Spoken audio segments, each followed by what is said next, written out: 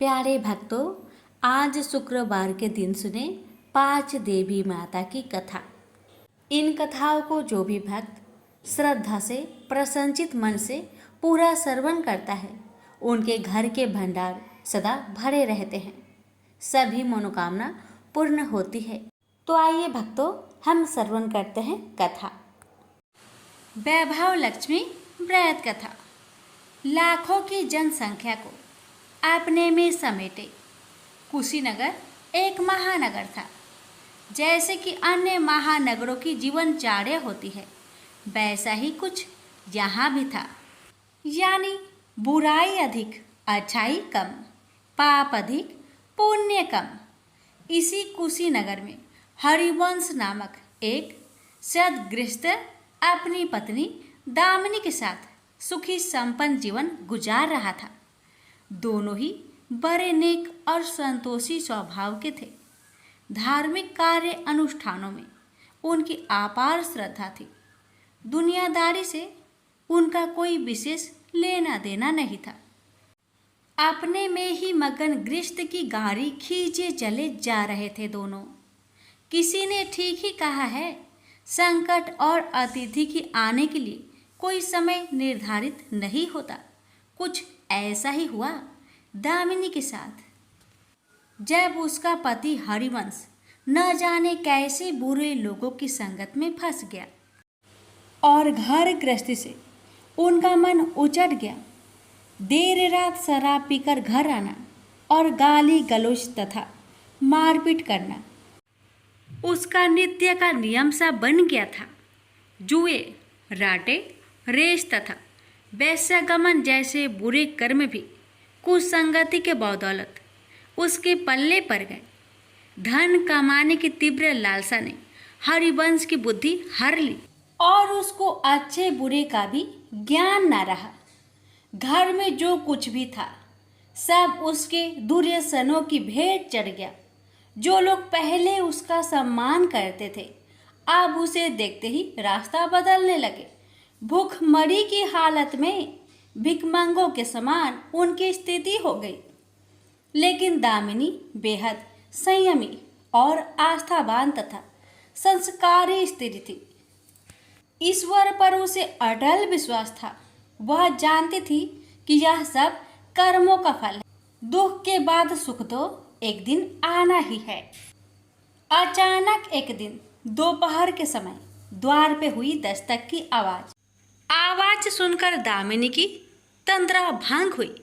अतिथि सत्कार के भय मात्र से उसकी अंतर आत्मा कांप उठी, क्योंकि घर में अन्न का एक दाना भी नहीं था जो अतिथि की सेवा में अर्पित किया जा सकता। फिर भी संस्कारों की ऐसी प्रबलता थी कि उसका मन अतिथि सत्कार को उद्धत हो उठा। उसने उठकर द्वार खोला, देखा सामने एक दिव्य पुरुष खड़ा था। बड़े बड़े घुंघराले श्वेत केश, चेहरे को ढके हुए लहराती दाढ़ी, गेरुए वस्त्रों का आवरण पहने उसके चेहरे से तेज टपक पड़ रहा था। आंखों मानो अमृत सी वर्षा कर रही थी। उस दिव्य पुरुष को देखकर दामिनी को अपार शांति का अनुभव हुआ और वह उसे देखते ही समझ गई कि आगत वास्तव में कोई पहुंचा हुआ सिद्ध महात्मा है। उसके मन में अतिथि के प्रति गहन श्रद्धा के भाव उमड़ पड़े और वह उसे सम्मान सहित घर के भीतर ले गई। दामिनी ने जब उसे फाटे हुए आसन पर बैठाया तो वह मारे लज्जा के जमीन में गिर सी गई। उधर वह संत पुरुष दामिनी की ओर एकटक निहारे जा रहा था। घर में जो कुछ भी बचा खुचा था दामिनी ने अतिथि की सेवा में अर्पित कर दिया, पर उसने इस पर कोई ध्यान नहीं दिया। बस दामिनी को यूं निहारे जा रहा था मानो उसे कुछ याद दिलाने की चेष्टा कर रहा हो। जब काफ़ी देर तक दामिनी कुछ न बोली तो उसने कहा, बेटी मुझे पहचाना नहीं क्या? उसका यह प्रश्न सुनकर दामिनी जैसे सोते से जागी। और अत्यंत संकुचाते हुए मधुर स्वर में बोली, महाराज, मेरी धृष्टता को क्षमा करें। जो आप जैसे दिव्य पुरुष को मैं पहचान कर भी नहीं पहचान पा रही हूँ। पारिवारिक कष्टों ने तो जैसे मेरी सोचने समझने की शक्ति ही छीन ली है। लेकिन यह निश्चित है कि संकट की इस घड़ी में मुझे आप जैसे साधु पुरुष का ही सहारा है। तभी जैसे दामिनी को कुछ याद हो आया, वह उस साधु के चरणों में गिरकर बोल उठी, अब मैं आपको पहचान गई हूँ महाराज। स्नेहा रूपी अमृत की वर्षा करने वाले अपने शुभ चिंतक को कोई कैसे भूल सकता है भला। वास्तव में वह साधु मंदिर की राह के मध्य में बनी अपनी कुटिया के बाहर बट वृक्ष के नीचे बैठ साधना किया करता था और मंदिर आने जाने वाले सभी श्रद्धालु से प्रणाम करके स्वयं को कृतार्थ अनुभव करते थे। दामिनी भी उन्हीं में से एक थी। जब पिछले काफ़ी दिनों से उसने उसे मंदिर की ओर आते जाते नहीं देखा तो उसकी कुशल क्षेम जानने के लिए पूछताछ करते हुए उसके घर की ओर आ निकला था। दामिनी अभी अपनी सोचों में ही डूबी हुई थी कि साधु महाराज ने मौन भंग किया। क्या कारण है पुत्री, तू आजकल मंदिर आती जाती दिखाई नहीं पड़ती। तुझे जो भी कष्ट है मुझे बता, शायद मैं तेरी कुछ सहायता कर सकूं। व्यक्ति दुखों के बोझ तले दबा हो तो ऐसे में सहानुभूति के दो बोल ही काफ़ी होते हैं। दामिनी भी खुद पर संयम नहीं रख पाई और बिलख कर रोने लगी। तभी वह साधु वात्सल्यपूर्ण स्वर में बोला, मन छोटा करने से समस्या हल नहीं होगी। सुख दुख तो एक गाड़ी की दो पहियों के समान है, इनका आना जाना तो जिंदगी भर लगा ही रहता है। अपना दुख किसी को बता देने से मन हल्का हो जाता है। कुछ देर चुप रहने के बाद दामिनी ने बोलना शुरू किया, महाराज, सर्व सुखों से भरपूर था मेरा घर। कण कण में खुशियों का नित्य होता था। पति भी नेक और ईमानदार थे। सदा जीवन उच्च विचार की आधारशिला पर टिकी थी। हमारी गृहस्थी रुपए पैसे की भी कोई कमी नहीं थी। सुबह शाम घर में ईश्वर वंदना होती थी। लेकिन अचानक न जाने किसकी नज़र लग गई, हमारा भाग्य हमसे रूठ गया। मेरे पति कुछ संगति में फंसकर अपना सब कुछ गवा बैठे। अब तो ऐसा लगता है जैसे साया भी साथ छोड़कर जाने को तैयार बैठा है। भिखारियों से भी बदतर स्थिति हो गई है हमारी। दामिनी की करुण व्यथा सुनकर साधु का हृदय हाहाकार कर उठा। वह द्रवित स्वर में बोल उठा, बेटी, कर्म का लिखा तो भोगना ही पड़ता है। तुम्हारे कष्टों का भी कर्मों से नाता है। लेकिन तुम चिंता ना करो, सब कुछ पहले जैसा हो जाएगा। दुख के बाद ही सुख आता है। दुख सहे बिना सुख की सच्ची अनुभूति हो ही नहीं सकती। तुम माँ लक्ष्मी के प्रति श्रद्धा जारी रखो। सबका उद्धार करने वाली प्रेम का छलकता सागर है माँ लक्ष्मी। अपने भक्तों पर सदैव उनकी कृपा दृष्टि रहती है। तुम संपूर्ण आस्था के साथ माँ वैभव लक्ष्मी का व्रत करना शुरू करो। तुम्हारी साधना अवश्य रंग लाएगी। दामिनी एक संस्कारी स्त्री थी। धर्म कर्म में उसकी अगाध आस्था थी।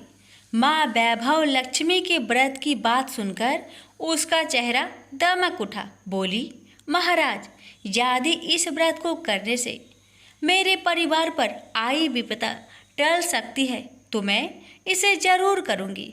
आप मुझे बताएं कि इस व्रत को कब और कैसे किया जाता है। साधु महाराज दामिनी की भक्ति भावना देखकर प्रसन्न होकर बोले, बेटी, सारे जगत का कल्याण करने वाली माँ वैभव लक्ष्मी के व्रत की विधि में जन कल्याण तुम्हें बता रहा हूँ। प्रत्येक शुक्रवार को यह व्रत किया जाता है। सर्वप्रथम जितने शुक्रवार को यह व्रत करना हो उसका संकल्प लेकर माँ वैभव लक्ष्मी को मन ही मन प्रणाम करें। स्नान आदि से निवृत्त होकर स्वच्छ धवल वस्त्र पहनकर पूरब दिशा की ओर मुख करके आसन पर बैठे। सामने एक चौकी पर चावल की एक ढेरी लगाकर उस पर पानी से भरा कलश स्थापित करें जो तांबे का होना चाहिए। कलश को कटोरी से ढक दे और उस कटोरी में कोई भी स्वर्ण भूषण रखे। सोना ना हो तो चांदी का आभूषण रखे, वह भी पास ना हो तो रुपए का सिक्का भी काम दे सकता है।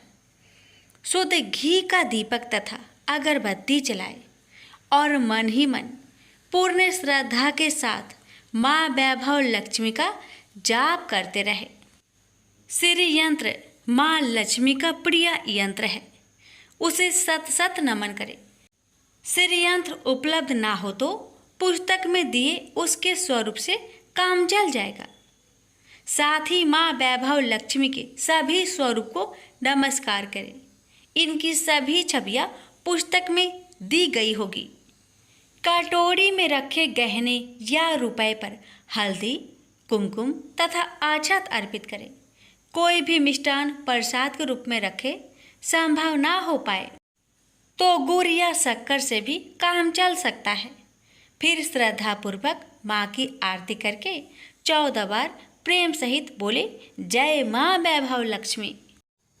माँ वैभव लक्ष्मी मेरी मनोकामना पूरी करे, ऐसा संकल्प लेकर सच्चे मन से माँ से विनती करे। प्रसाद बांटे और स्वयं भी ग्रहण करे। दिन में एक बार स्वास्तिक भोजन करे। यदि संभव हो तो उपवास रखे। पूजा में रखा गहना या रुपए लाल कपड़े में लपेटकर सुरक्षित रख ले। यह आगे आने वाले शुक्रवार को पूजा में काम आएगा। कलश में भरा जल तुलसी के पौधे को समर्पित कर दे तथा अक्षत पंछियों को आहार स्वरूप डाले। ऐसी शास्त्रोक्त विधि से व्रत करने वाले को शीघ्र फल मिलता है। साधु महाराज के मुख रविंद से यह वृत्तांत सुन दामिनी पुलकित हो उठी। उनके चरण स्पर्श कर उत्साहित स्वर में बोली, अब लगे हाथ उद्यापन की विधि भी बता दे महाराज। इसके बिना तो व्रत अधूरा ही रह जाएगा।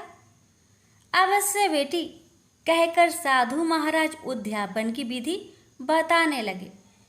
चाहे जितने भी शुक्रवार प्राय 11 या 21 व्रत करने का संकल्प लिया हो, लेकिन मन में माँ वैभव लक्ष्मी के प्रति श्रद्धा तथा आस्था बारंबार बनी रहनी चाहिए। जिस दिन अंतिम शुक्रवार का व्रत हो उस दिन शास्त्रोक्त विधि से उद्यापन किया जाता है। अन्य शुक्रवारों की भांति ही इस दिन भी पूजन करें। हाँ, प्रसाद के रूप में खीर अवश्य रखें। पूजा के बाद नारियल फोड़कर 7 कुंवारी कन्याओं को चरण धोकर कुमकुम का तिलक लगाकर पूजन करें। उन्हें सामर्थ्य अनुसार दक्षिणा दें और माँ वैभव लक्ष्मी व्रत की पुस्तकें उपहार स्वरूप भेंट में दें। फिर प्रसाद के रूप में खीर वितरित करें। अब माँ वैभव लक्ष्मी के सभी स्वरूप को मन ही मन नमन करते हुए कहे, हे माँ, यदि मैंने शुद्ध तथा निर्मल हृदय से आपकी स्तुति करते हुए वैभव लक्ष्मी व्रत विधि विधान अनुसार पूर्ण किया हो तो मेरी मनोकामना अवश्य पूरी करना। संतानहीनों को संतान देने वाली, दुखियों का दुख हरने वाली, अखंड सौभाग्य का वरदान देने वाली, कुंवारी कन्याओं को मन चाहा वर देने वाली माँ वैभव लक्ष्मी, आपकी महिमा अपरंपार है। अपने हर भक्त की विपत्तियां हरकर उन्हें सुख समृद्धि प्रदान करना। साधु महाराज से वैभव लक्ष्मी व्रत का शास्त्रों ज्ञान प्राप्त करके दामिनी भाव विभोर हो उठी। उसे अपने भीतर एक अनोखे तथा असीमित आत्मबल का संचार होता महसूस हुआ। उसने भी माँ वैभव लक्ष्मी के 21 व्रत आते शुक्रवार से शुरू करने का संकल्प लेकर साधु महाराज को आदर सहित विदा किया और मन ही मन माँ वैभव लक्ष्मी का स्तुति गान करने लगी।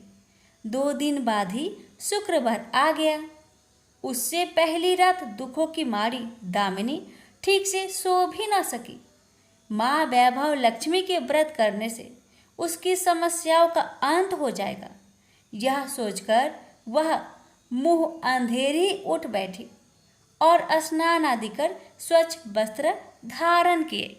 आसन पर पूर्व दिशा की ओर मुंह करके दामिनी ने अपने सम्मुख रखी चौकी पर चावल की छोटी सी ढेरी बनाकर उस पर तांबे का कलश रखा।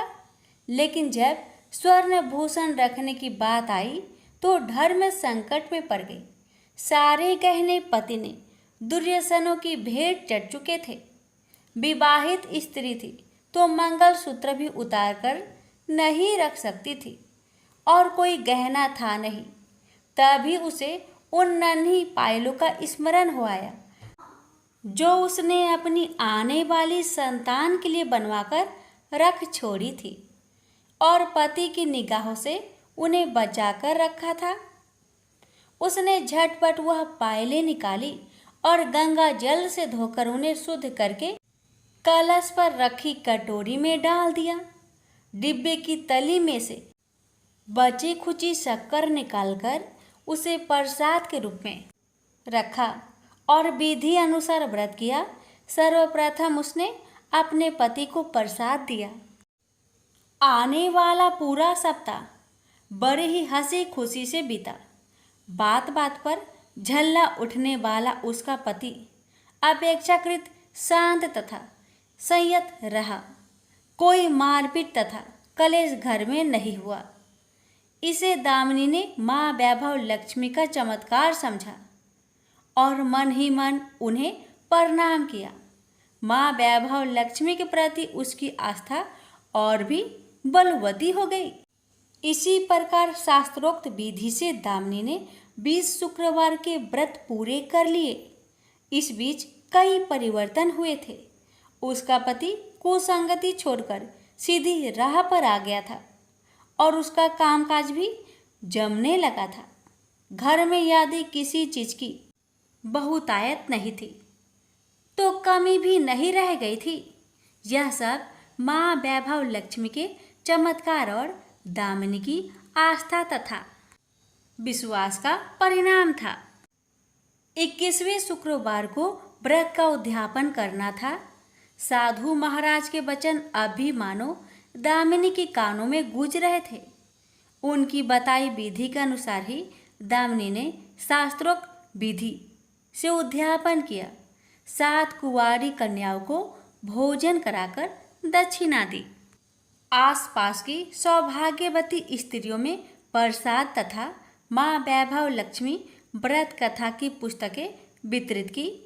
माँ वैभव लक्ष्मी के हर स्वरूप को प्रणाम किया और कहा, आपकी महिमा निराली है माँ। आपने मेरे सारे दुख हर लिए, मेरी सभी मनोकामनाएं पूर्ण कर दी। मेरा उजड़ा घर फिर से बस गया। मेरा यह नया जीवन आप ही की देन है माँ।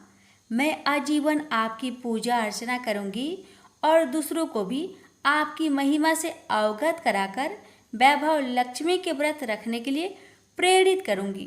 बोलो जय माँ वैभव लक्ष्मी, आपकी सदा ही जय हो। एक बुढ़िया माई थी। उसके 7 लड़के थे। 6 कमाने वाले थे और एक निकम्मा था, कमाता कुछ नहीं था।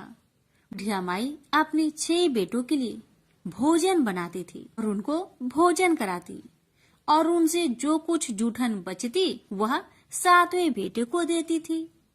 एक दिन 7वां बेटा अपनी पत्नी से बोला, देखो मेरी माँ को मुझ पर कितना प्रेम है। वह बोली, क्यों नहीं, सबका जो जूठा तुमको खिलाती है। वह बोला, ऐसा नहीं हो सकता। मैं जब तक अपनी आंखों से ना देख लूं, मैं मान नहीं सकता कि मेरी माँ मेरे साथ ऐसा कर सकती है। कुछ दिन बाद त्योहार आया। घर में 7 प्रकार के भोजन और चूरमे के लड्डू बने। अब सबसे छोटे लड़के ने यानी कि 7वें लड़के ने अपना सिर दुखने का बहाना बनाया और पतला चादर ओढ़कर रसोई घर में सो गया, ये देखने के लिए कि मेरी माँ मुझे जूठे भोजन देती है या फिर बनाई हुई ताजी भोजन देती है। लड़का झूठ मूठ का सोने के नाटक करके रसोई घर में सोया हुआ है। वह पतले चादर के अंदर से सब कुछ देख रहा था। तभी 6 भाई भोजन करने आए। उसने देखा माँ ने उनके लिए सुंदर आसन बिछाया, नाना प्रकार की रसोई परोसी और आग्रह करके उन्हें जिमाया और वह देखता रहा। तब 6 भाइयों ने भोजन करके उठा। तब माँ ने क्या किया कि उनकी बची हुई भोजन, जूठी भोजन थालियों में से इकट्ठा करके सभी लड्डुओं के टुकड़ों को उठाकर एक लड्डू बनाया और सभी जूठन को साफ करके बुढ़िया ने अपने सबसे छोटे लड़के को पुकारा, बेटा 6 भाई भोजन करके चले गए, अब तू ही बाकी है, उठ और खाना खा ले। तब वह बेटा कहने लगा, माँ मुझे आज भूख नहीं लगा है, मुझे भोजन नहीं करना, मैं अब जहाँ नहीं रहूंगा, मैं परदेश चला जाऊंगा। अपने बेटे की बातें सुन माँ ने कहा, बेटा तू कल जाना चाहता है ना, कल क्यों जाएगा, तुम आज ही चला जा। तब बेटा बोला, हाँ माँ मैं आज ही चला जा रहा हूँ। यह कहकर वह घर से निकल गया। चलते समय पत्नी की याद आई। वह गौशाला में उपले थाप रही थी। वहां जाकर वह बोला, हम जावे परदेश, आवेंगे कुछ काल, तुम रहियो संतोष से, धर्म अपनो पाल। पत्नी बोली, जाओ पिया आनंद से, हमरो सोच हटाए, राम भरोसे हम रहे, ईश्वर तुम्हें सहाय। 2 निशानी आपन, देख धरो में धीर, सुधी मती हमारी, बिसारियो रखियो मन गंभीर। पति बोला, मेरे पास तो कुछ नहीं, यह अंगूठी है, सुले और अपनी कुछ निशानी मुझे भी दे। पत्नी बोली, मेरे पास क्या है, यह गोबर से भरा हाथ। यह कहकर पति की पीठ पर गोबर के हाथ की थाप मार दी। अब पति चल दिया। चलते चलते दूर देश पहुंचा। वहां एक साहूकार की दुकान थी। वहां जाकर कहने लगा, भाई मुझे नौकरी पर रख लो। साहूकार को जरूरत थी तो वह बोला, रह जाओ। लड़के ने पूछा, तनख्वाह क्या दोगे? तो साहूकार ने कहा, तुम्हारा काम देखकर तब हम दाम देंगे। साहूकार की नौकरी मिली। वह सुबह 7 बजे से 10 बजे तक नौकरी करने लगा। कुछ दिनों में दुकान का सारा लेन देन, हिसाब किताब, ग्राहकों को माल बेचना, सारा काम करने लगा। साहूकार के 7-8 नौकर थे। वे सब चक्कर खाने लगे। यह तो बहुत होशियार बन गया है। सेठ ने भी काम देखा और 3 महीने में ही उसे आधे मुनाफे का हिस्सेदार बना लिया। वह कुछ वर्ष में ही नामी सेठ बन गया और मालिक सारा कारोबार उस पर छोड़कर चला गया। इधर पति की अनुपस्थिति में उसकी पत्नी को सास ससुर दुख देने लगे। सारी गृहस्थी का काम करा के उसे लकड़ी लेने जंगल में भेजते हैं। इस बीच घर के आटे से जो भूसी निकलती उसकी रोटी बनाकर रख दी जाती और उसके साथ ही फूटे नारियल की नारेली में पानी। एक दिन वह लकड़ी लेने जा रही थी। रास्ते में बहुत सी स्त्रियां संतोषी माता की व्रत करते दिखाई दी। वह लड़की खड़ी होकर कथा सुनने लगी और पूछा, बहनों तुम किस देवता की व्रत करती हो और उसके करने से क्या फल मिलता है? यदि तुम इस व्रत का विधान मुझे समझाकर कहोगी तो मैं तुम्हारा बड़ा एहसान मानूंगी। तब उनमें से एक स्त्री बोली, सुनो बहन, यह संतोषी माता का व्रत है। इसके करने से निर्धनता, दरिद्रता का नाश होता है और जो कुछ मन में कामना हो सब संतोषी माता की कृपा से पूरी होती है। तब उसने उससे व्रत की विधि पूछी। वह भक्तिनी स्त्री बोली, 1.25 आने का गुड़ चना लेना, इच्छा हो तो 5.25 आने का लेना, या फिर 1.25 रुपए का भी सहूलियत के अनुसार लाना। बिना परेशानी और श्रद्धा व प्रेम से जितना भी बन पड़े सवाया लेना। प्रत्येक शुक्रवार को निराहार रहकर कथा सुनना। इसके बीच कर्म टूटे नहीं, लगातार नियम पालन करते रहना। सुनने वाला कोई न मिले तो घी का दीपक जला उसके आगे या जल के पात्र के सामने रखकर कथा कहना। जब कार्य सिद्ध न हो नियम का पालन करना और कार्य सिद्ध हो जाने पर व्रत का उद्यापन करना। 3 मास में माता फल पूरा करती है। यदि किसी के ग्रह खोटे भी हो तो भी माता वर्ष भर में कार्य सिद्ध करती है। फल सिद्ध होने पर उद्यापन कर लेना चाहिए, बीच में नहीं। उद्यापन में 2.5 सेर आटे का खाजा तथा इसी परिमाण में खीर तथा चने का साग करना। 8 लड़कों को भोजन कराना, जहाँ तक मिले देवर जेठ भाई बंधु के हो, न मिले तो रिश्तेदारों और पास पड़ोसियों को बुलाना। उन्हें भोजन करा, यथाशक्ति दक्षिणा दे, माता का नियम पूरा करना। उस दिन घर में खटाई न खाना। यह सुन बुढ़िया माई के लड़के की बहू चल दी। रास्ते में लकड़ी की बोझ को बेच दिया और उन पैसों से गुड़ चना ले माता की व्रत की तैयारी कर आगे चली और सामने मंदिर देखकर पूछने लगी, यह मंदिर किसका है? सब कहने लगे, संतोषी माता का मंदिर है। यह सुनकर माता के मंदिर में जाकर चरणों में लौटने लगी।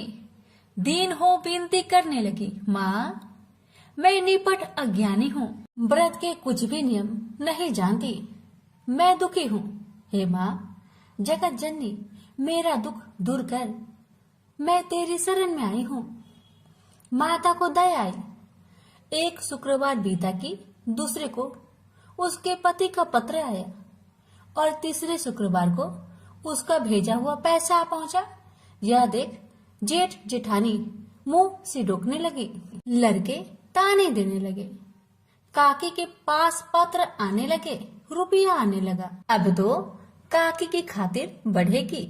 बेचारी सरलता से कहती, भैया कागज आवे रुपया आवे, हम सब के लिए अच्छा है।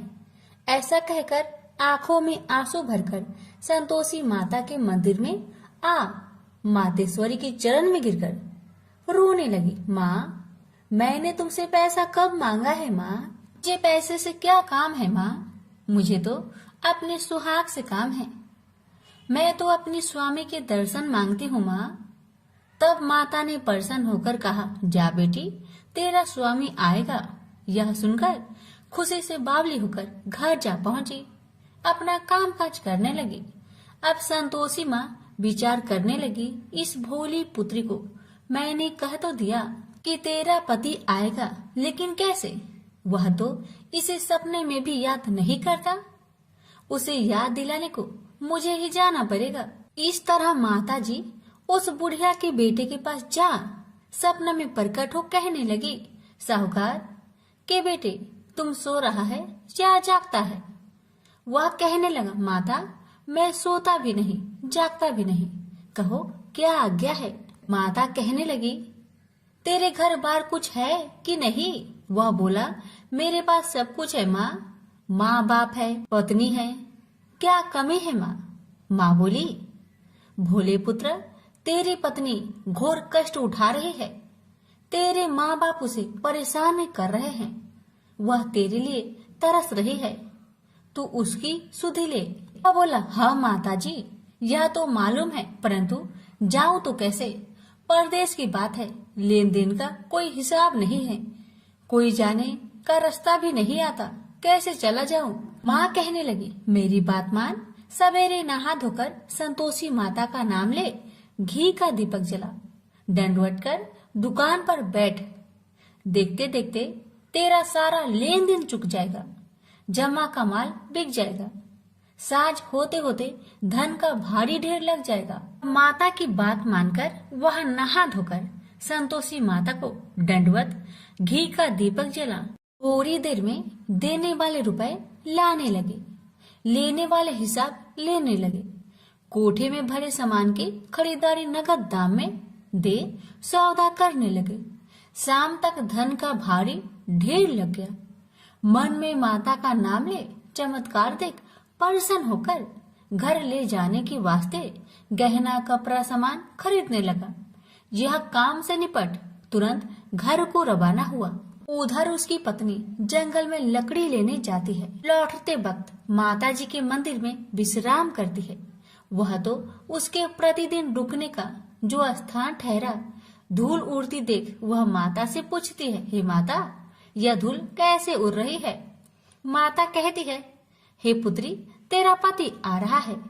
अब तू ऐसा कर, लकड़ियों के 3 बोझ बना ले, एक नदी के किनारे रख और दूसरा मेरे मंदिर पर, वह तीसरा अपने सिर पर। तेरे पति को लकड़ियों का गट्टर देख मोह पैदा होगा। वह यहाँ रुकेगा, नाश्ता पानी खाकर माँ से मिलने जाएगा। तब तू लकड़ियों का बोझ उठाकर जाना और चौक में गट्टर डालकर जोर से आवाज देकर कहना, लो सासू जी, लकड़ियों का गट्टर लो, भूसी की रोटी दो, नारियल की खोपरे में पानी दो, आज मेहमान कौन आया है? माताजी बहुत अच्छा कहकर वह प्रसन्न मन से लकड़ियों के 3 गट्टर बनाई, एक नदी के किनारे पर और एक माताजी के मंदिर पर रखा। इतने में मुसाफिर आ पहुंचा। सूखी लकड़ी देख उसकी इच्छा उत्पन्न हुई कि हम यहीं पर विश्राम करें और भोजन बनाकर खा पीकर गांव जाए। इसी तरह रुककर भोजन बना, विश्राम करके गांव को गया। सबसे प्रेम से मिला। उसी समय सिर पर लकड़ी का गट्टर लिए वह उतावली सी आती है। लकड़ियों का भारी बोझ आंगन में डालकर जोर से 3 आवाज देती है, लो सासू जी, लकड़ियों का गट्टर लो, भूसी की रोटी दो, आज मेहमान कौन आया है? यह सुनकर उसकी सास बाहर आकर अपने दिए हुए कष्टों को भुलाने हेतु कहती है, बहू ऐसा क्यों कहती है? तेरा मालिक ही तो आया है। आ बैठ, मीठा भात खा, भोजन कर, कपड़े पहन, गहने पहन। उसकी आवाज सुन उसका पति बाहर आता है। अंगूठी देख व्याकुल हो जाता है और माँ से पूछता है, माँ यह कौन है? माँ ने कहा, बेटा यह तेरी पत्नी है। जब से तू गया है तब से सारे गांव में भटकती फिरती है, घर का कामकाज कुछ नहीं करती, 4 पहर आकर खा जाती है। वह बोला, ठीक है माँ, मैंने इसे भी देखा और तुम्हें भी। अब दूसरे घर की ताली दो, मैं उसमें रहूंगा। माँ बोली, ठीक है, जैसी तेरी मर्जी। तब वह दूसरे मकान की 3री मंजिल का कमरा खोल सारा सामान जमाया। एक दिन में ही राजा के महल के जैसा ठाट बाट बन गया।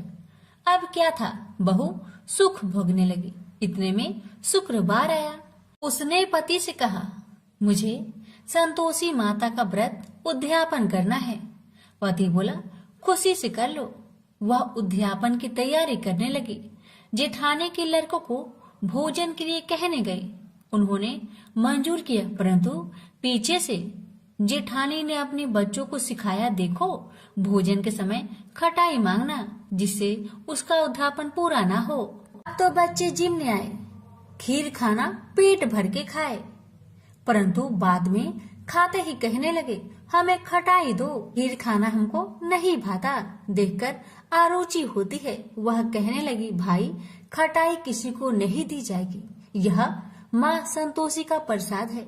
लड़के उठ खड़े हुए, बोले, पैसे लाओ। भोली बहू कुछ जानती नहीं थी। वह उन बालकों को पैसे दे दिए। लड़के उसी समय हट करके इमली खटाई ले खाने लगे। यह देखकर बहू पर माताजी ने कोप किया। राजा के दूत उसके पति को पकड़कर ले गए। जेठ जेठानी मन माने वचन कहने लगे, लूट लूट कर धन इकट्ठा कर लाया है, अब सब मालूम पड़ जाएगा जब जेल की मार खाएगा। बहू से यह सहन नहीं हुआ। रोती हुई बहू माताजी के मंदिर गई। कहने लगी, हे माता, तुमने क्या किया? हंसाकर अब भक्तों को रुलाने लगी। माता बोली, बेटी, तूने उद्यापन करके मेरा व्रत भंग किया है। वह कहने लगी, माता, मैंने कुछ अपराध किया है क्या? मैंने तो भूल से लड़कों को पैसे दे दिए थे, मुझे क्षमा करो, मैं फिर तुम्हारा उद्यापन करूंगी। माँ बोली, अब भूल मत करना। माँ कहती है, अब भूल नहीं होगी, अब बतलाओ वो कैसे आएंगे? माँ बोली, जा पुत्री, तेरा पति तुझे रास्ते में आता मिलेगा। वह निकली, राह में पति आता मिला। वही पूछी, कहाँ गए थे? वह कहने लगा, इतना धन जो जमाया है उसका टैक्स राजा ने मांगा था, वह भरने गया था। वह प्रसन्न हो बोली, भला हुआ, अब घर को चलो। कुछ दिन बाद फिर शुक्रवार आया। फिर वह बोली, मुझे माता का उद्यापन करना है। पति ने कहा, करो। पत्नी फिर जेठ के लड़कों को भोजन को कहने गई। ठानी ने एक दो बातें सुनाई, सब लड़कों को सिखाने लगी, तुम सब लोग पहले ही खटाई मांगना। लड़के भोजन से पहले कहने लगे, हमें खीर नहीं खाना, हमारा जी बिगड़ता है, कुछ खटाई खाने को दो। वह बोली, खटाई किसी को नहीं मिलेगा, आना हो तो आओ। वह ब्राह्मण के लड़के को लाकर भोजन कराने लगी। यथाशक्ति दक्षिणा की जगह एक एक फल उन्हें दिया। संतोषी माता प्रसन्न हुई। माता की कृपा होते ही 9वें मास में उसके चंद्रमा के समान सुंदर पुत्र प्राप्त हुआ। पुत्र को पाकर प्रतिदिन माताजी के मंदिर में जाने लगी। माँ ने सोचा, यह रोज आती है, आज क्यों न आए, इसके घर चलो। यह विचार कर माता ने भयानक रूप बनाया। गुड़ चने से सना मुख, ऊपर सूर्य के समान होठ, उस पर मक्खियां भीन भीन कर रही थी। दहली पर पैर रखते ही उसकी सास चिल्लाई, देखो रे देखो, कोई चुड़ैल डाकिन चली आ रही है, लड़कों इसे भगाओ, नहीं तो किसी को खा जाएगी। लड़के भागने लगे, चिल्लाकर खिड़की बंद करने लगे। बहू रोशनदान में देख रही थी, प्रसन्नता से पगली बन चिल्लाने लगी, आज मेरी माँ मेरे घर आई है, आज मेरी माता मेरे घर आई है। वह बच्चों को दूध पीने से हटाती थी। इतने में सास का क्रोध फट पड़ा। वह बोली, क्यों उतावली हुई है, बच्चे को पटक दिया। इतने में माँ के प्रताप से लड़के ही लड़के नजर आने लगे। वह बोली, माँ, जिसका मैं व्रत करती हूँ, यह वही संतोषी माता है। सबने माता जी के चरण पकड़ लिए और विनती कर कहने लगे, हे माता, हम मूर्ख हैं, अज्ञानी हैं, तुम्हारे व्रत की विधि हम नहीं जानते, व्रत भंग कर हमने बड़ा अपराध किया है। जग माता, आप हमारा अपराध क्षमा करो। इस प्रकार माता प्रसन्न हुई। बहू को प्रसन्न हो जैसा फल दिया, वैसा माता सबको दे। जो पढ़े उसका मनोरथ पूर्ण हो, जो सुने उसका भी मनोरथ पूर्ण हो। प्रेम से बोलिए, संतोषी माता की जय। एक समय की बात है, काशी निवासी धनंजय की पत्नी का नाम सुलक्षणा था। उसे अन्य सब सुख प्राप्त थे, केवल निर्धनता ही उसके दुख का एकमात्र कारण थी। यह दुख उसे हर समय सताता रहता था। एक दिन सुलक्षणा पति से बोली, स्वामी, आप कुछ उद्यम करो तो काम चले। इस प्रकार कब तक काम चलेगा? सुलक्षणा की बात धनंजय के मन में बैठ गई और वह उसी दिन विश्वनाथ शंकर जी को प्रसन्न करने के लिए बैठ गया और कहने लगा, हे देवाधिदेव विश्वेश्वर, मुझे पूजा पाठ कुछ नहीं आता है, केवल आपके भरोसे बैठा हूँ। इतनी विनती करके वह 2-3 दिन भूखा प्यासा बैठा रहा। यह देखकर भगवान शंकर ने उसके कान में अन्नपूर्णा अन्नपूर्णा अन्नपूर्णा इस प्रकार 3 बार कहा। यह कौन क्या कह गया? इसी सोच में धनंजय पड़ गया कि मंदिर से आते ब्राह्मणों को देखकर पूछने लगा, पंडित जी, अन्नपूर्णा कौन है? ब्राह्मणों ने कहा, तू अन्न छोड़कर बैठा है, सो तुझे अन्न की बात सूझती है, जा घर जाकर अन्न ग्रहण कर। धनंजय घर गया, स्त्री से सारी बात कही। वह बोली, नाथ चिंता मत करो, स्वयं शंकर जी ने यह मंत्र दिया है, वे स्वयं ही खुलासा करेंगे, आप फिर जाकर उनकी आराधना करो। धनंजय फिर जैसा कि तैसा पूजा में बैठ गया। रात्रि में शंकर जी ने आज्ञा दी और कहा, तू पूर्व दिशा में चला जा, वहां अन्नपूर्णा का नाम जपता जाता और रास्ते में फल खाता, झरनों का पानी पीता जाता। इस प्रकार कितने ही दिनों तक चलता गया। वहां उसे चांदी सी चमकती वन की शोभा देखने में आई। सुंदर सरोवर देखने में या उनके किनारे कितनी ही अप्सराएं झुंड बनाए बैठी थी। एक कथा सुनाती और सब मिलकर माँ अन्नपूर्णा इस प्रकार बार बार कहती थी। जहाँ अगहन मास की उजेली रात्रि थी और आज से ही व्रत का प्रारंभ था। जिस शब्द की खोज करने वह निकला था वह उसे वहां सुनने को मिला। धनंजय ने उसके पास जाकर पूछा, हे देवियों, आप यहाँ क्या करती हो? उन सब ने कहा, हम माँ अन्नपूर्णा का व्रत करती हैं। धनंजय ने पूछा, व्रत पूजा करने से क्या होता है? यह किसी ने किया भी है? इसे कब किया जाए? कैसा व्रत है और कैसी विधि है? मुझसे भी विस्तार से बताओ। वे कहने लगी, इस व्रत को सब कोई कर सकते हैं। 21 दिन तक के लिए 21 गांठ का सूत लेना चाहिए। 21 दिन यानी न बने तो एक दिन उपवास करे, या भी ना बने तो केवल कथा सुनकर प्रसाद ले। निराहार रहकर कथा कहे, कथा सुनने वाला कोई न मिले तो पीपल के पत्तों को रख, सुपारी या घृत कुमारी वृक्ष को सामने कर, दीपक को साक्षी कर, सूर्य गाय तुलसी या महादेव को बिना कथा सुनाए मुख में दाना न डाले। यदि भूल से कुछ पड़ जाए तो एक दिवस फिर उपवास करे। व्रत के दिन क्रोध न करे और झूठ ना बोले। धनंजय बोला, इस व्रत के करने से क्या होगा? वे कहने लगी, इसके करने से अंधों को नेत्र मिले, लुल्लू को हाथ मिले, निर्धन के घर धन आए, बाझिन को संतान मिले, मूर्ख को विद्या आए। जो जिस कामना से व्रत करे माँ उसकी इच्छा पूरी करती है।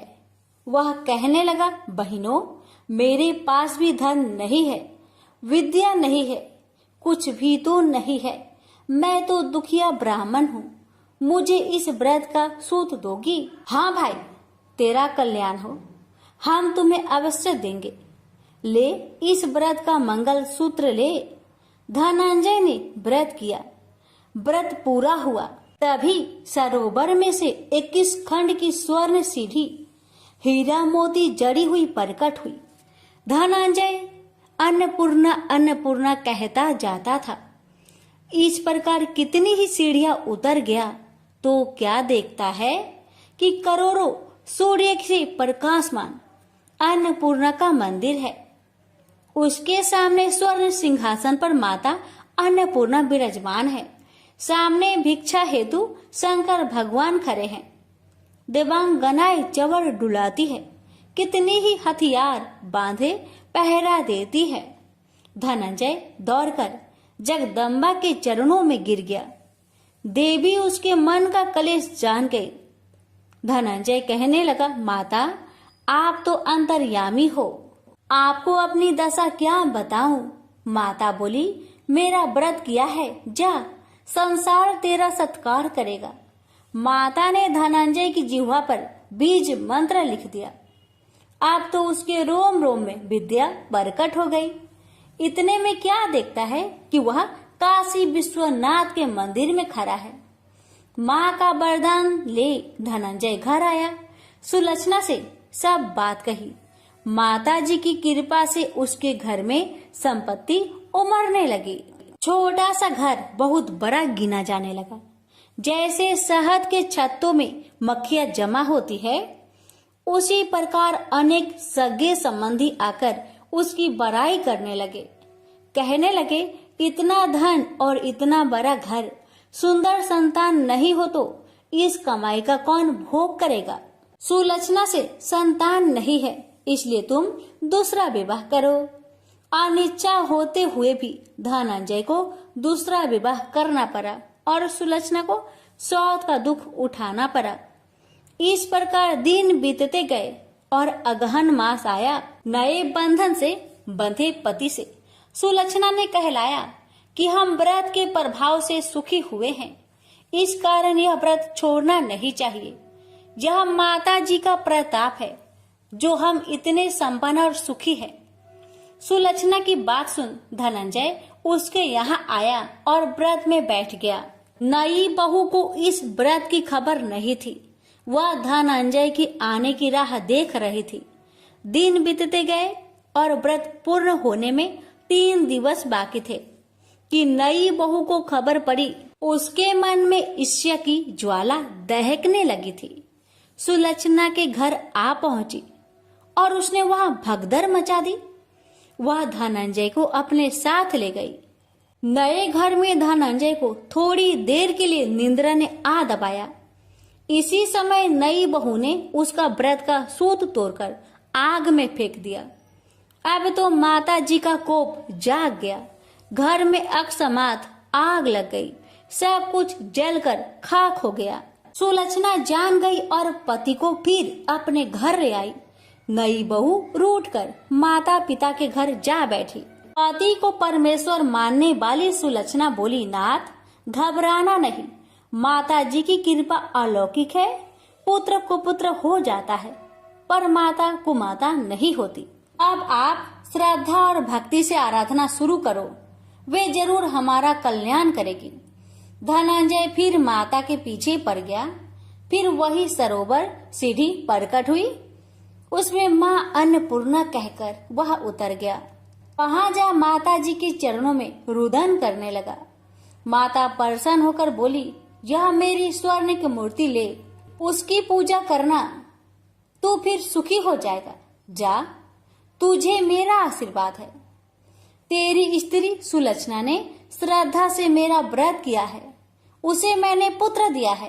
धनंजय ने आंखें खोली तो खुद को काशी विश्वनाथ के मंदिर में खड़ा पाया। वहां से फिर उसी प्रकार घर को आया।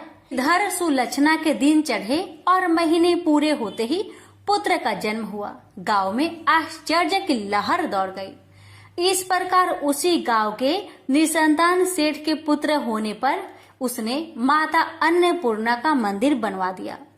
उसमें माता जी धूमधाम से पधारी, यज्ञ किया और धनंजय को मंदिर के आचार्य का पद दे दिया। जीविका के लिए मंदिर की दक्षिणा और रहने के लिए बड़ा सुंदर सा भवन दिया। धनंजय स्त्री पुत्र सहित वहां रहने लगा। माता जी के चढ़ावे में भरपूर आमदनी होने लगी। उधर नई बहू के पिता के घर डाका पड़ा, सब लूट गया। वे भीख मांगकर पेट भरने लगे। सुलक्षणा ने यह सुना तो उन्हें बुला भेजा, अलग घर में रख लिया और उनके अन्न वस्त्र का प्रबंध कर दिया। धनंजय, सुलक्षणा और उसका पुत्र माता जी की कृपा से आनंद से रहने लगे।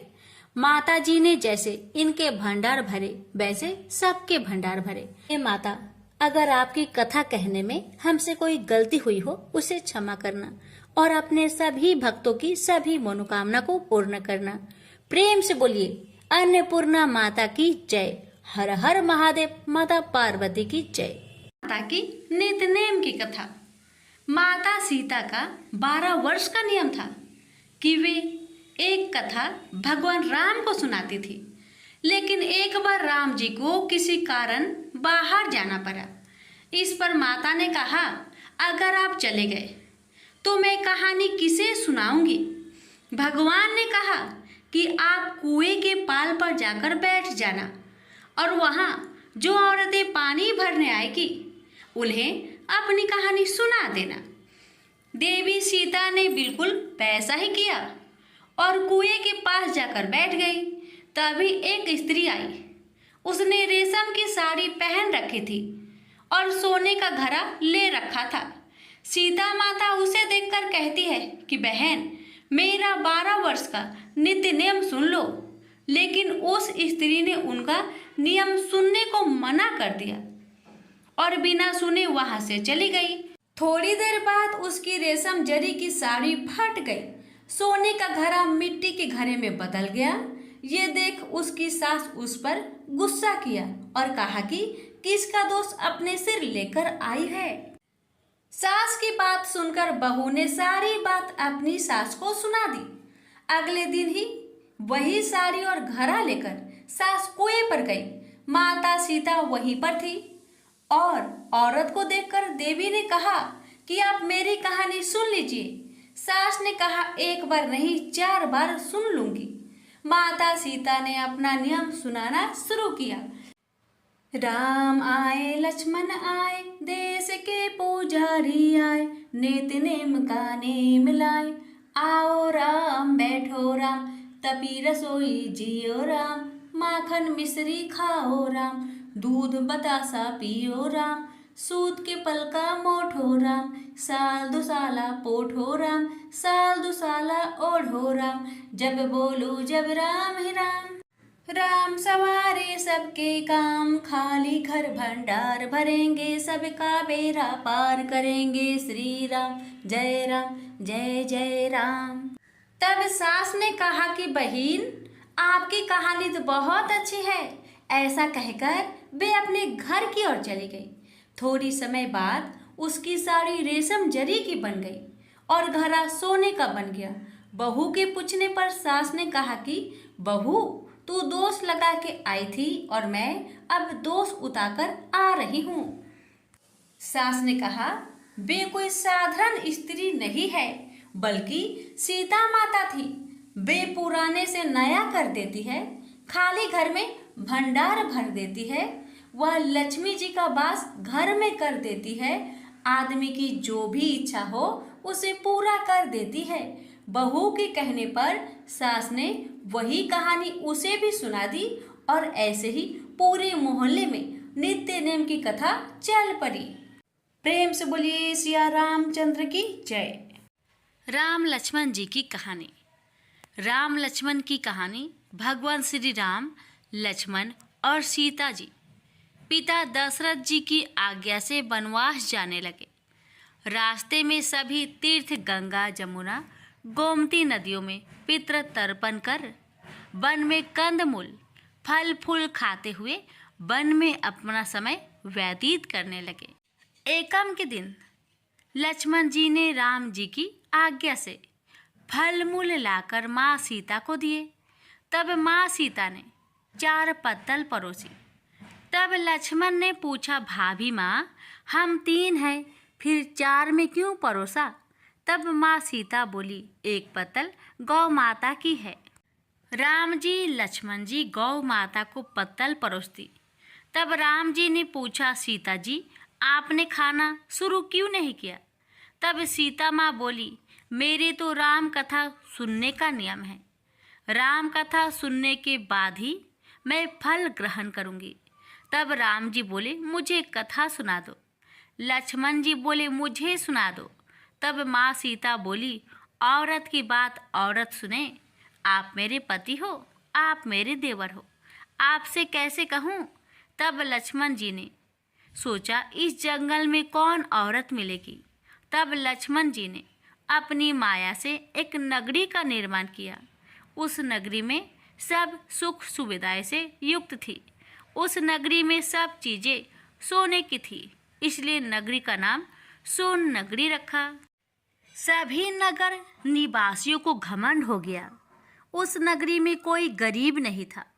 जब सीता जी कुएं पर पानी लेने गई और पानी हारिनों से राम राम किया तो कोई नहीं बोली। थोड़ी देर में एक छोटी कन्या आई। सीता जी उससे राम राम बोली और कहा कि बाई राम कथा सुनेगी। तब वह बोली, मेरे तो घर पर काम है। सीता जी ने कहा, मेरे पति राम और देवर लक्ष्मण भूखे हैं। तब लड़की बोली, मेरी माँ मेरा इंतजार कर रही है। वह लड़की वहाँ से जाने लगी। तब माँ सीता के क्रोध से सारी नगरी साधारण सी हो गई। जब लड़की घर गई तो माँ बोली, बाई ये क्या हुआ? तब लड़की बोली, मेरे को तो नहीं पता है, वहाँ पर एक साध्वी बैठी थी, मुझे राम कथा सुनने के लिए बोली, पर मैं तो कथा नहीं सुनी। यदि उसने कुछ किया हो तो पता नहीं। तब उसकी माँ ने उसको वापस जाकर कथा सुनने को कहा। लड़की ने वापस जाकर कथा सुनने से मना कर दिया। तब उसकी बहू बोली, आपकी आज्ञा हो तो मैं कहानी सुनकर आती हूँ। जब बहू कुएं पर गई तो पानी भरे और खाली करे। तब सीता जी ने कहा, आपके घर पर कुछ काम नहीं है क्या? तब वह बोली, माता जी मैं तो सारा काम करके आई हूँ।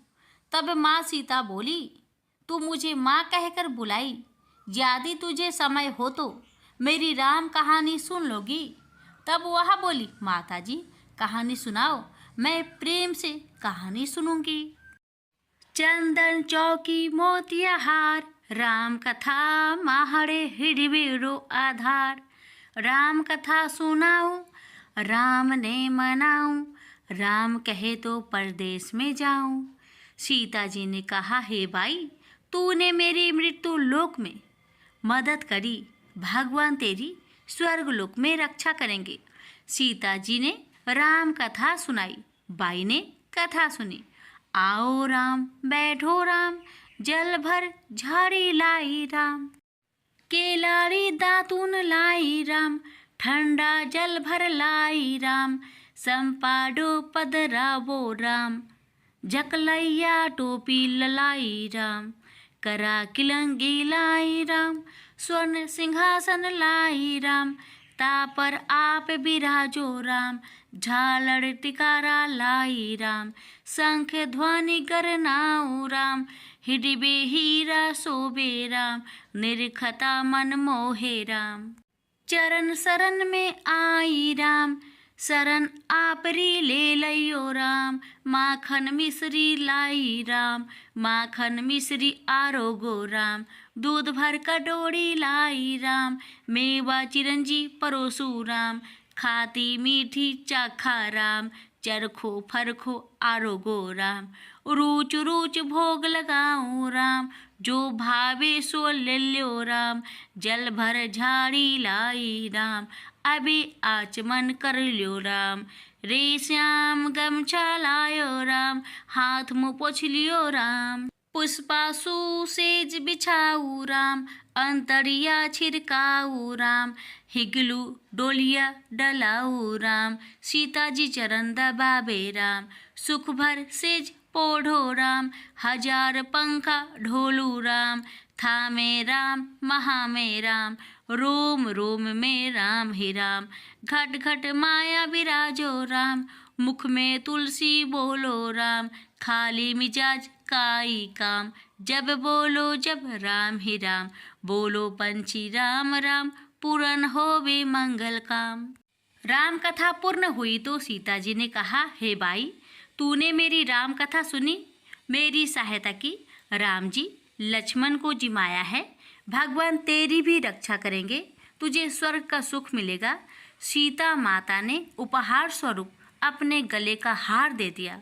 जब वह घर गई तो उसके मटका सब सोने के हो गए। सासू जी ने कहा, ये सब तू कहाँ से लाई? मैं माँ सीता से राम कथा सुनी, ये इसी का फल है। सासू जी ने कहा, प्रतिदिन राम कथा सुनाना। बाई को राम कथा सुनते हुए बहुत दिन हो गए। अब उसने माँ सीता से पूछा, इसका उद्यापन विधि बतलाओ। तब सीता जी ने कहा, 7 लड्डू लाना, 1 नारियल लाना, उसके 7 भाग करना। 1 भाग मंदिर में चढ़ाना, जिससे मंदिर बनावे जितना फल होता है। 1 भाग सरोवर के किनारे गाड़ देना, जिससे सरोवर खुदवाने जितना फल होता है।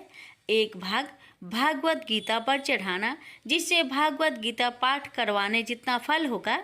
1 भाग तुलसी पर चढ़ाना, जिससे तुलसी विवाह जितना फल होगा। 1 भाग कवाड़ी कन्या को देवे, जिससे कन्या विवाह जितना फल होगा।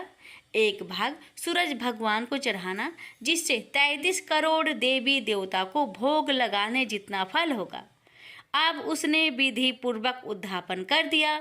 माता सीता के पास आई। माता, मैंने तो विधि पूर्वक उद्यापन कर दिया, अब 7 दिन बाद वैकुंठ से विमान आएगा।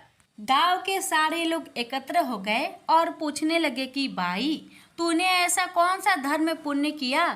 गीता, भगवत गीता के पाठ किए, हमें भी बताओ। तब बाई ने कहा, मैंने तो माता सीता से प्रतिदिन राम कथा सुनी और नियम से उद्यापन किया। तब समस्त ग्रामीण राम कथा सुनने की जिद करने लगे।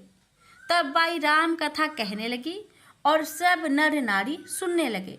राम कथा संपूर्ण होते ही समस्त नगरी सोने की हो गई। बाई ने कहा, जो कोई राम कथा सुनेगा उसको मेरे समान ही फल मिलेगा। सब राम लक्ष्मण की जय जयकार करने लगे और विमान स्वर्ग में चला गया। 7 स्वर्ग के दरवाजे खुल गए। पहले द्वार पर नाग देवता, समस्त देवी देवता पुष्प वर्षा करने लगे। देवताओं ने पूछा कि तूने क्या पुण्य किया? तब उसने कहा, मैंने राम लक्ष्मण जानकी की कहानी सुनी। तू समस्त देवताओं ने कहा, वर मांग। तब उसने कहा, मेरे तो सब सिद्धियां है, मुझे यह वर दो कि जो भी श्रद्धा व भक्ति से राम कथा, राम लक्ष्मण जानकी की कहानी सुनेगा उसको मेरे समान ही फल मिले। सभी देवताओं ने पुष्प वर्षा करते हुए तथास्तु कहा। चारों ओर राम राम की जय जयकार होने लगी। प्रेम से बोलिए सीताराम की जय। माँ भगवती की ब्रत कथा। देवी सची परम पिता परमात्मा की आदि शक्ति की एक कला मानी जाती है, एक रूप मानी जाती है।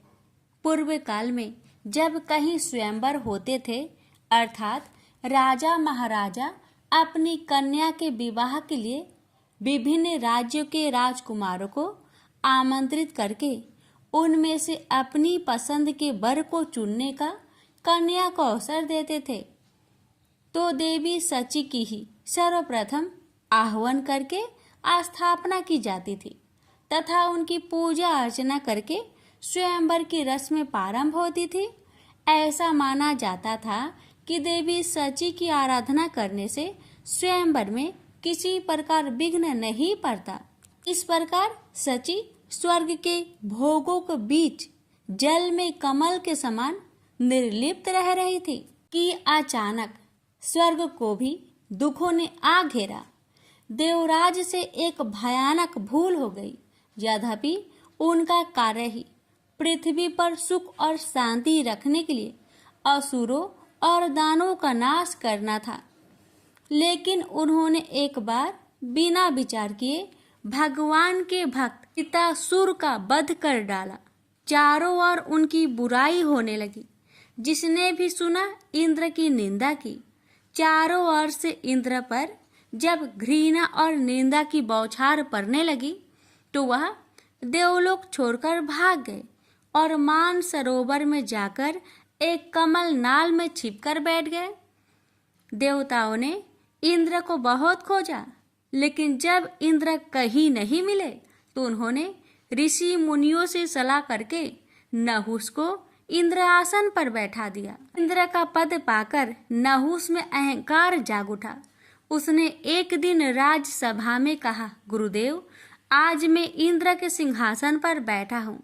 सारे देवलोक पर मेरा अधिकार है। एरावत हाथी, उच्च श्रवा घोड़ा, कामधेनु गाय और परिजात मेरे अधिकार में है। इस पर इंद्र के वे सभी चीजें मेरे अधिकार में हैं जो अभी तक इंद्र के अधिकार में थी। फिर इंद्र की पत्नी सची अभी तक मेरे भवन में क्यों नहीं आई? इंद्र होने के नाते वह मेरी पत्नी है। उससे कहिए कि वह आज रात मेरे रंग भवन में आ जाए और फिर वहीं रहे। नहुस का संदेश लेकर गुरु बृहस्पति जब इंद्र की पत्नी सची के पास पहुंचे तो सची परेशान हो उठी। वह बोली, गुरुदेव, मैं पतिव्रता स्त्री हूँ। अपने पति के अतिरिक्त मैंने आज तक किसी परम पुरुष की ओर आंख उठाकर भी नहीं देखा। मैं नहुस की इस आज्ञा का पालन कैसे कर सकती हूँ? बृहस्पति बोले, इंद्राणी, इस संकट से यदि तुम्हें कोई उबार सकता है तो वह केवल माँ भगवती दुर्गा ही है। तुम उन्हीं की आराधना करो, वही तुम्हारी सहायता करेगी। सची बोली, ठीक है गुरुदेव, जाकर नहुस से कह दीजिए कि मैं आजकल देवी की आराधना कर रही हूँ। जब मेरी आराधना समाप्त हो जाएगी, मैं स्वयं नहुस को अपने भवन में बुला लूंगी। बृहस्पति सची का संदेश लेकर नहुस के पास चले गए तो सची ने देवी की आराधना करनी आरंभ कर दी। उनकी आराधना से प्रसन्न होकर देवी ने प्रकट होकर कहा, मैं तुम्हारी हालत को अच्छी तरह जानती हूँ सची, बोलो मैं तुम्हारी क्या सहायता करूँ। सची बोली, माँ भगवती, न जाने मेरे पति कहाँ चले गए हैं। सारे देवता उन्हें खोज खोज कर थक गए हैं। मैं उनसे मिलना चाहती हूँ। भगवती दुर्गा बोली, मैं जानती हूँ कि इंद्र इस समय कहाँ हैं। तुम मान सरोवर पर चली जाओ, वहाँ मेरी एक मूर्ति रखी है। उस मूर्ति को लोग विश्वकामा देवी के नाम से पुकारते हैं। इंद्र आजकल नियमित रूप से उसी मूर्ति की पूजा करते हैं। वह तुम्हें वही मिल जाएंगे। सची बोली, जग जननी, नहुस को इंद्र का पद पाकर इतना अहंकार हो गया है कि वह देवलोक की प्रत्येक वस्तु की तरह मुझ पर भी अपना अधिकार समझने लगा है। उसने कहा है कि मैं उसके भवन में जाकर उसकी पत्नी के रूप में रहूं। भगवती दुर्गा बोली, नहुस से बचने का उपाय तुम्हें बता देती हूँ। तुम कल नहुस के पास संदेश भेज देना कि किसी ऐसी सवारी से मेरे भवन में पधारे, इसे ऋषि ढोकर लाए। देवी की कृपा से उसी दिन मान सरोवर पर सची की इंद्र के साथ भेंट हो गई और दूसरे दिन उन्होंने एक दासी से कहकर वह संदेश नहुस के पास भिजवा दिया जो देवी ने बताया था। दासी वह संदेश लेकर नहुस की राजसभा में पहुंची और बोली, महाराज, नहुस की जय हो। मैं देवराज इंद्र की पत्नी सची की दासी हूँ। उन्होंने मेरे द्वारा आपके लिए एक संदेश भेजा है। उन्होंने कहा है कि आज रात अपने भवन में वो आपका स्वागत करना चाहती है। नहुस बोला, ओ, यह तो बड़ी प्रसन्नता की बात है। हम रात को सची के भवन में पहुंच जाएंगे। दासी बोली, अवश्य पधारिए महाराज, लेकिन आप देवी के भवन में किसी ऐसी दिव्य सवारी में बैठकर जाए जिसे ऋषि ढो रहे हों। दासी के जाने के बाद नहुस ने सभी ऋषि मुनियों को बुलाकर कहा, आप सब लोग मेरी बात ध्यान से सुनिए। मैं आजकल इंद्र लोक ही क्या, समूचे विश्व का स्वामी हूँ। जिस तरह इंद्र का राज्य और समस्त चल अचल संपत्ति का स्वामी मैं हूँ, उसी तरह पहले इंद्र की पत्नी सची ने भी मुझे अपना पति स्वीकार कर लिया है। ऋषि बोले, यह आप क्या कह रहे हैं महाराज, विश्वास नहीं होता। सची जैसी साध्वी स्त्री ऐसा कैसे कर सकती है। नहुस बोला, आपको विश्वास करना ही पड़ेगा, क्योंकि अभी अभी एक दासी ने मुझे आकर बताया है कि पिछले इंद्र की पत्नी सची ने मुझे पति के रूप में स्वीकार कर लिया है। ऋषि बोले, यह आप क्या कह रहे हैं महाराज, विश्वास नहीं होता। सची जैसी साध्वी स्त्री ऐसा कैसे कर सकती है। नहुस बोला, आपको विश्वास करना ही पड़ेगा, क्योंकि अभी अभी एक दासी ने मुझे आकर बताया कि पिछले इंद्र की पत्नी सची ने मुझे पति के रूप में स्वीकार कर लिया है और कहा है कि मैं ऐसी दिव्य सवारी में सवार होकर सची के भवन में पहुंचूं जिसे ऋषि ढो रहे हों। ऋषि बोले, ऐसी भला कौन सी सवारी है जिसे ऋषि ढोते हैं। हमने तो आज तक ऐसी सवारी नहीं देखी। नहुस बोला, ऐसी सवारी पालकी होती है। आप लोग उसे कहारों के स्थान पर अपने कंधों पर ढोकर ले चलेंगे।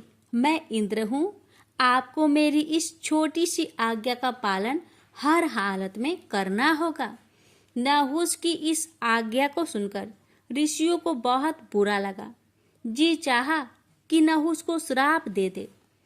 लेकिन अचानक उनके मन में माँ भगवती ने एक नई भावना जगा दी। उन सभी ने सोचा कि नहुस के सर्वनाश के दिन निकट आ गए हैं, इसलिए उन्हें शांत रहना चाहिए। नहुस ने बड़ी बेचैनी से शाम की प्रतीक्षा की। शाम होते ही उसने ऋषि मुनियों को बुला लिया और एक खुली हुई पालकी में जा बैठा। ऋषियों ने पालकी के दोनों ओर निकले डंडे उसके कंधों पर रख लिए और सची के भवन की ओर चल दिए। ऋषियों ने कभी कंधों पर बोझ ढोया न था, अतः पालकी के डंडों और बोझ के कारण 4 कदम चलते ही उनके कंधे में दर्द होने लगा था, इसलिए उन्हें कदम बढ़ाने में तकलीफ होने लगी। नहुस तो उतावला हो रहा था। उसने पालकी को शीघ्रता के साथ ले जाने के लिए कहा। बेचारे वृद्ध ऋषि जैसे तैसे पालकी को और तेज ले जाने लगे, परंतु नहुस को अभी संतोष नहीं हुआ। ने कोरों से ऋषियों को पीटना प्रारंभ किया। अगस्त्य ऋषि को इससे अत्यंत क्रोध उत्पन्न हुआ और उन्होंने नहुस को भला बुरा कहते हुए श्राप दे दिया। दुष्ट, तू अजगर बनकर पृथ्वी पर गिर जा और लंबे समय तक अपने दुष्कर्मों का फल भोग। और ऐसा ही हुआ। नहुस अपने पापों के प्रतिफल के रूप में अजगर की योनि में पृथ्वी पर सैकड़ों वर्ष तक पड़ा रहा। भगवती दुर्गा की कृपा से देवराज इंद्र पुनः प्रकट हो गए और देवी सची के साथ स्वर्ग के सिंहासन पर बैठकर आनंद पूर्वक रहने लगे। प्रेम से बोलिए भगवती माता की जय।